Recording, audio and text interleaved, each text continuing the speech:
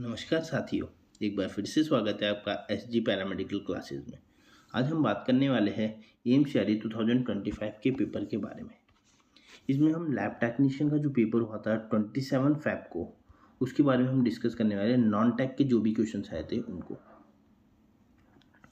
इसमें क्या था कि 25 जो क्वेश्चन थे वो नॉन टेक के थे आउट ऑफ 100, मतलब अच्छा खासा वेटेज था कि जिसको हम लाइटली नहीं ले सकते।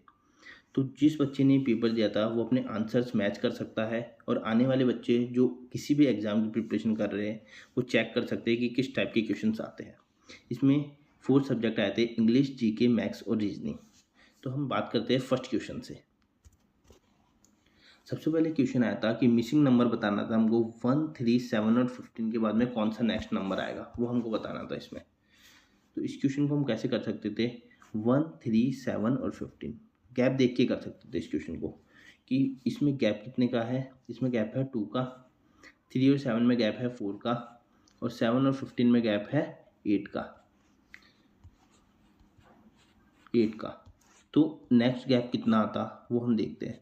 तो नेक्स्ट गैप आता 2, 4, 8 और नेक्स्ट गैप आता 16 का। तो मतलब 15 + 16 जब हम करते हैं तो आंसर जो आता 31 आता।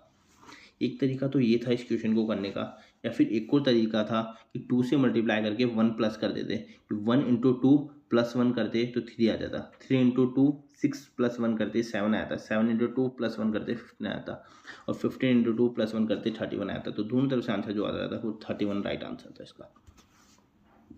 नेक्स्ट क्वेश्चन की हम बात करते हैं। Find the average of the first 5 multiples of 12, कि 12 के फर्स्ट 5 मल्टीपल्स बताने थे। तो इसकी कौन कौन से मल्टीपल हो गए? 12 होगा, 24 होगा, 36 होगा, 48, देन 60। ये इसके फर्स्ट 5 मल्टीपल्स है। तो एवरेज निकालने के लिए हम जानते हैं जो भी मिड टर्म होता है उसको लेते हैं। तो इसका मिड टर्म कौन सा था? 12, 24 और 36 में से 36 नंबर थर्ड नंबर का टर्म था। तो इसका जो राइट आंसर था वो था 36। या फिर इसको दूसरी तरीके से भी हम कर सकते थे इस क्वेश्चन को, कि इन सबको हम ऐड कर देते और ऐड करने के बाद प्लस करके डिवाइड बाय 5 कर देते, मतलब टोटल सम को डिवाइड कर देते नंबर ऑफ टर्म से, तो भी एवरेज आ जाता। जैसे 12 + 24 36, 36 + 36 72, 72 + 48 120, एंड 120 + 60 180। तो 180 को अगर हम 5 से डिवाइड करते तो भी आंसर 36 ही आना था। तो दोनों तरीके से कर सकते थे इस क्वेश्चन को हम। नेक्स्ट क्वेश्चन की बात करते हैं हम। सिनोनिम ऑफ कैंडिड, कैंडिड का सिनोनिम बताना था हमको। तो ऑप्शन थे secretive, Frank, random and unnecessary. तो जो इसका राइट आंसर था वो था फ्रैंक। तो कैंडिड का सिनोनिम जो होता है वो होता है फ्रैंक। नेक्स्ट क्वेश्चन पूछा गया था, when was the east India company establish, मतलब ईआईसी कंपनी जो आई थी अपने इंडिया में वो कब एस्टेब्लिश हुई थी। तो ईस्ट इंडिया कंपनी कहाँ से आई थी? इंग्लैंड से आई थी। और ये आई कब थी? 1611 के अंदर आई थी ईस्ट इंडिया कंपनी। कहाँ पर आई थी? सबसे पहले इन्होंने खापे फैक्ट्री एस्टेब्लिश की थी। इन्होंने की थी मसूलीपट्टनम, आंध्र प्रदेश के मसूलीपट्टनम के अंदर की थी। ये एक तरीके की टेम्प्रेरी फैक्ट्री की थी इन्होंने एस्टेब्लिश, और फिर परमानेंट फैक्ट्री इन्होंने सूरत में शिफ्ट कर ली थी। तो इसका जो राइट आंसर था इस क्वेश्चन का वो था 1600 के अंदर एस्टेब्लिश हुई थी इनकी फैक्ट्री। नेक्स्ट क्वेश्चन की हम बात करते हैं। The fruit seller had some mangoes, out of which he had 30% mangoes, and he has 140 mangoes. Find the number of mangoes initially he had. Question बोलना चाहता है कि एक फ्रूट सेलर है, उसने 30% मैंगोज तो सेल कर दिए, और बचे हुए मैंगो जो है उसके पास वो कितने बचे हुए हैं? 140 मैंगोज बचे हुए हैं। तो इनिशियली उसके पास कितने मैंगो थे? तो 30% अगर उसने सेल कर दिए तो बचे हुए मैंगो कितने हुए? उसके पास 70%। 70% की वैल्यू ऑलरेडी क्वेश्चन में गिवन है कि 140 मैंगोज है, मतलब डबल है। तो शुरुआत में उसके पास कितने मैंगोज थे? 100%। तो 100% का अगर हम डबल करते तो आंसर क्या आता है इसका? 200। तो इसका जो राइट आंसर था वो था 200। आया क्वेश्चन ठीक समझ में? ये भी इजी क्वेश्चन था। नेक्स्ट क्वेश्चन की हम बात करते हैं, antonym of the humble. Humble का एंटोनेम बताते हैं। तो कोई ऑप्शन थे arrogant, meek, respectful and good. तो एंटोनेम पूछा था, तो इसका जो राइट आंसर था वो था एरोगेंट। हम्बल का एंटोनेम क्या होगा? एरोगेंट। नेक्स्ट क्वेश्चन पूछा गया था, largest T producing state in India. India के अंदर सबसे ज़्यादा कौन टी प्रोड्यूस करता है? ऑप्शन थे आसाम, केरल, उत्तर प्रदेश एंड बिहार। तो ये शायद सबको ही आता था ये क्वेश्चन। तो इसका जो राइट आंसर था वो था आसाम। आसाम सबसे ज़्यादा लार्जेस्ट प्रोड्यूस करता है स्टेट इंडिया के अंदर टी को। नेक्स्ट क्वेश्चन आया था a man travel 30% of the total distance with the speed 85 kilometre पर हार एंड जो बची हुई डिस्टेंस है, रिमेनिंग डिस्टेंस है, वो 33 किलोमीटर पर हार की स्पीड से ट्रैवल करता है। एवरेज स्पीड बतानी थी हमको होल जर्नी के अंदर। तो ये क्वेश्चन था तो बड़ा इजी, बट इसकी जो कैलकुलेशन थी वो थोड़ी डिफिकल्ट थी। जैसे speed equals to total distance upon total time करना था बस अपन को, total distance upon total time इसका आंसर आया था। और टोटल डिस्टेंस बट गिवन ही नहीं है, तो हम मान लेते हैं कि टोटल डिस्टेंस इसने ट्रैवल किया है 100 किलोमीटर। टोटल डिस्टेंस ट्रैवल किया है 100 किलोमीटर। और टोटल टाइम क्या होगा, टोटल टाइम होगा डिस्टेंस अपॉन स्पीड करके। तो डिस्टेंस कितनी है, पहले बोला 30% ट्रैवल किया इसने, 30% किससे, 85 से। तो 30% मतलब 100 का 30%, 30 किलोमीटर इसने ट्रैवल किया है 85 की स्पीड से। और बाकी बची हुई 70 किस स्पीड से ट्रैवल किया इसने, बाकी बची हुई 70 ट्रैवल किया इसने 33 की स्पीड से। बस इसको कैलकुलेट करना था, और इसको कैलकुलेट करने के बाद इसका राइट आंसर आया था, और वो पॉइंट्स में आ रहा था। तो थोड़ी सी कैलकुलेशन डिफिकल्ट थी, इसको सॉल्व कर लेना आप लोग, और कमेंट बॉक्स में आंसर बताना कि इसका राइट आंसर क्या था। नेक्स्ट क्वेश्चन की हम बात करते हैं। If two numbers are in the ratio of the 4:5 and their LCM is 240 then the find the sum of the both the numbers. ये दोनों नंबर्स का सम बताना था। तो हाँ, तो इस क्वेश्चन में पूछा गया था कि 4:5 है और उसका एलसीएम 240 दिया हुआ है, तो दोनों नंबर्स का सम बताना था हमको। तो इस क्वेश्चन को वैसे दो तरीके से कर सकते थे हम, कि या तो ऑप्शन से करें, और ऑप्शन से एकदम सही बैठ रहा था इसका आंसर, कि 4 प्लस अगर 5 करते हम और 9 आता, तो जो भी नंबर होना चाहिए था वो 9 से कटने वाला होना चाहिए था। तो 9 से कटने वाला चेक कर लेते हैं हम कि कौन सा आंसर है। और 9 से कटने का भी, वैसे तो ये छोटे नंबर थे तो ईजिली हम काट के चेक कर सकते थे कि इनमें से कौन कौन से 9 से कट रहे हैं। या फिर डिजिटल सम देख सकते थे।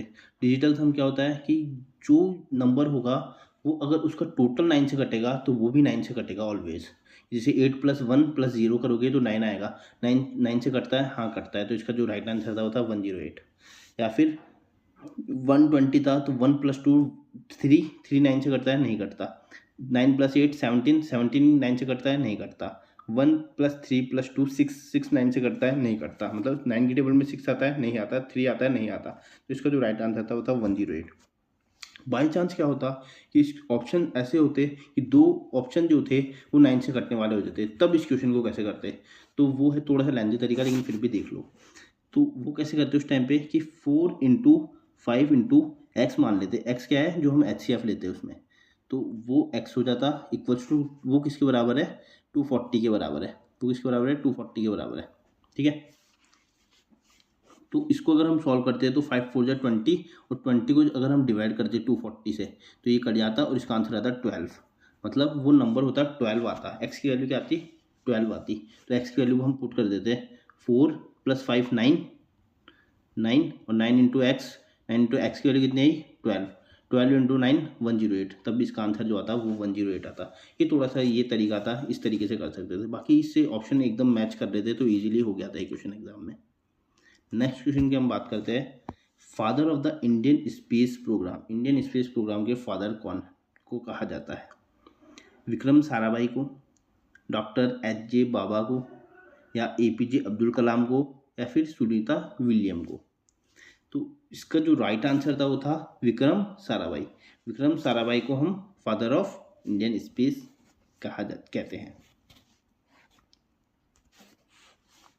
नेक्स्ट हम बात करते हैं दांडी मार्च की। दांडी मार्च लेड बाय, दांडी मार्च किसने स्टार्ट किया था। ऑप्शन फर्स्ट था महात्मा गांधी जी ने, विवेकानंद जी ने, सुभाष चंद्र बोस जी ने, या फिर बाल गंगाधर तिलक जी ने।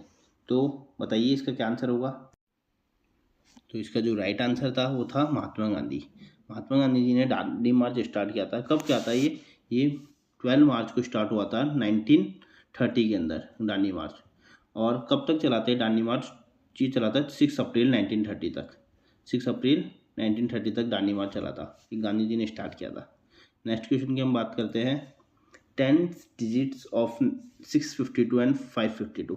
ये भी एक इजी क्वेश्चन था कि 652 - 552 करेंगे तो कितना आएगा 100, और इसकी 10 डिजिट पूछी थी, 10th डिजिट पूछी थी। तो हम जानते हैं, हम बचपन में पढ़े थे कि ये वंस होती है, वंस, टेंस, 100,000, 10,000, लाइक ऐसे पढ़ते थे। तो 10th डिजिट पूछी थी इसमें, वंस और टेंस। टेंस में क्या आ रहा है, 0, तो जो इसका राइट आंसर था वो था 0। नेक्स्ट क्वेश्चन की हम बात करते हैं। Rani of Jhansi regiment was led by, मतलब रानी ऑफ झांसी कौन सी रेजिमेंट को लेड की थी रानी ऑफ झांसी ने? तो लक्ष्मी सांगल जी ने किया था इसको, या फिर सरोजनी नायडू ने किया था, या फिर रानी लक्ष्मीबाई ने किया था, या फिर झांसी की रानी ने किया था। तो अगर ऑप्शन से देखें हम, तो रानी लक्ष्मीबाई और झांसी की रानी वो तो दोनों ही एक थी, वो तो दोनों ही एक थी। इनका जो ओरिजिनल नेम था वो मणिकर्णिका था। तो इसका जो राइट आंसर है वो था लक्ष्मी सांगल। लक्ष्मी सांगल जी इसका राइट आंसर था, इन्होंने लीड किया था रानी ऑफ झांसी रेजिमेंट को। नेक्स्ट क्वेश्चन की हम बात करते हैं। Find the passive voice of, passive voice बताना था, इनमें से कौन सा पैसिव वॉइस है? I am cooking meal, they wore a sweater, John walks to the beach, या फिर the championship was won by the team. तो जो इसका राइट आंसर था वो था the championship was won by the team. Championship किसके द्वारा जीती गई? टीम के द्वारा जीती गई। तो जो इसका राइट आंसर है वो 4th है। नेक्स्ट क्वेश्चन आया था, Sunita William has recorded the longest time spend in the space, the time is. तो सुनीता विलियम जी ने लॉन्गेस्ट कितना टाइम स्पेंड किया है स्पेस के अंदर? इसमें ऑप्शन थे 60 हार्स था, 42 हार्स था, 36 हार था। तो इसका राइट आंसर मुझे भी नहीं पता, मैंने भी क्वेश्चन स्किप किया था। तो इसका राइट आंसर अगर किसी को आता है तो कमेंट बॉक्स में ज़रूर बताइए। नेक्स्ट क्वेश्चन की हम बात करते हैं। It rained buckets last night, ये किस टाइप का सेंटेंस है? मतलब हाइपरबोला टाइप का सेंटेंस है, मेटाफर टाइप का सेंटेंस है, सिमिली टाइप का सेंटेंस है, या फिर एलिट्रेशन टाइप का सेंटेंस है? तो जो इसका राइट आंसर था वो था ये हाइपरबोला टाइप का सेंटेंस है। आज यहीं पे क्वेश्चंस फिनिश होते हैं। आई होप आपको वीडियो अच्छा लगा होगा। अच्छा लगा तो वीडियो को लाइक करें, चैनल को सब्सक्राइब करें और शेयर करें। Thank you.